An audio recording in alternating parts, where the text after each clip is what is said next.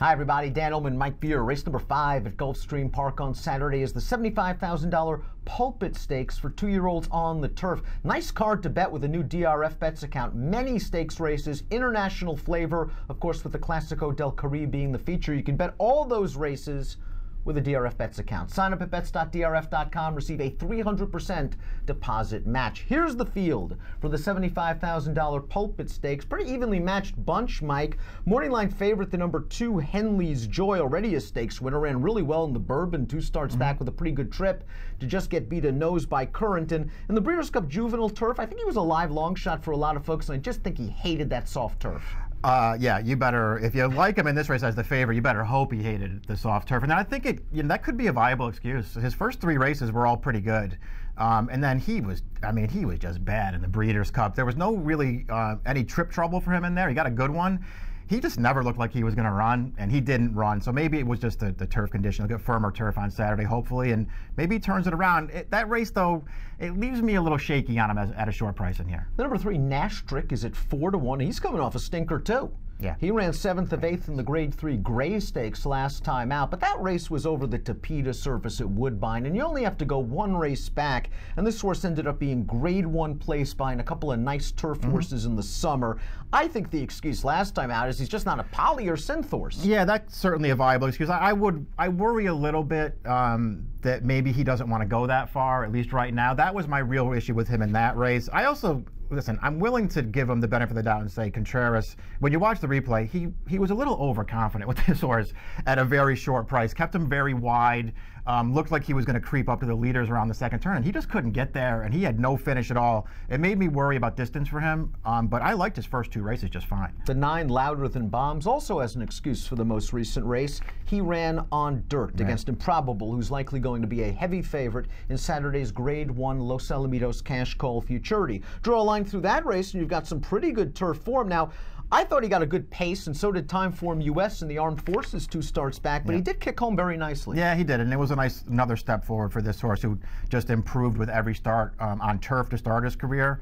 I don't know, Dan. I thought he ran okay in those races. I sort of felt like when I went through this race top to bottom that he would have to improve again if he was going to beat this field. Shazir has won over course and distance. That was a maiden win back on September the 15th. Did you have any excuse when this horse finished near the rear of the field in the Grade 3 Bourbon, well behind Henley's Joy? No, I thought he got a really good trip in that race, and it was pretty obvious that he just couldn't go with those horses. He was just overmatched in the Bourbon, but it was only his 3rd lifetime start, so I don't think he's the kind of horse you want to be too hard on for that performance. Sterling Drive, I thought, did enough work last time out against state-bred foes at Gulfstream West, pressing the pace, taking over, holding on.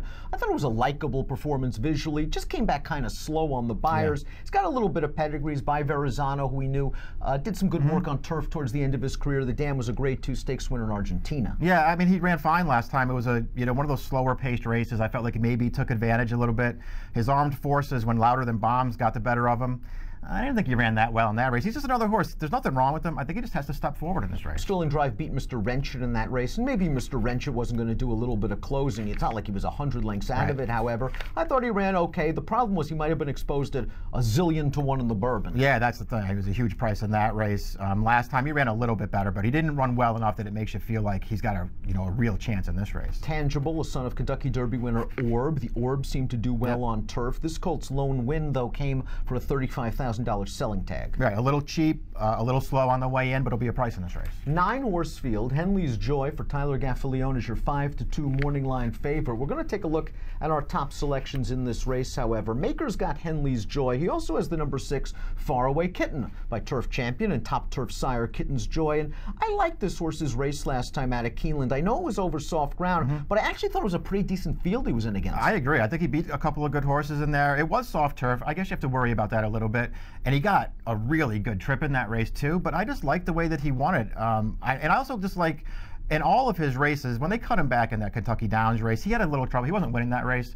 A horse went down in front of him, and it really affected, I think, his finish in that race. But I'm not sure that he really wants to sprint anyway.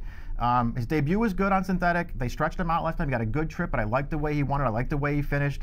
You know, Maker's good with horses like this, and I just thought he'd be a fair price in this race. You're going with Faraway Kitten. I'm going to go with the One Life Mission. I just want to throw up the Timeform US pace projector real quick. I forgot to throw it to that. And we're going to see that Life Mission, if he's going to do this, according to Timeform US, you're going to have to do it from last. And I don't think that's going to be easy. And this is a very possible trip because Life Mission, like many European horses, is not good coming out of the gate. He hopped out of the start in the AWOD, missed a couple of lengths that day, ended up down inside, altered course 5 wide in the stretch. Like the run, he came late. Now, that race has not come back strong, but most of those horses have come back over on dirt, which might not be their preferred surface. I think Life Mission is here because he wants firm turf, and he hasn't gotten it yet throughout his career. And I think firm turf might be the answer for Life Mission. I just hope he's not last. Yeah, that's actually an interesting point, that maybe he wants it firm and he hasn't been able to catch it. I did think he ran well last time. Yeah. I thought he got a good trip overall now. I thought Iran did everything right. He followed the winner, Empire of War, and he just got out-kicked by that horse, but he was running at the end. It sort of felt to me a little bit like he was running when the race was already over a little bit, but he did make up ground at the end of the race. I thought he ran well last time. If he runs that race, he's going to be tough in here. Mike's going 6, 2, 3, and 1. I'm going 1, 9, and 6. In the Pulpit Stakes, race number 5 at Gulfstream Park on Saturday, a great card to bet with the DRF Bets account. Sign up, get a 300% deposit match. Sign up is easy at bets.drf.com. Approximate post time for the Pulpit, 1:46 Eastern. Best of luck.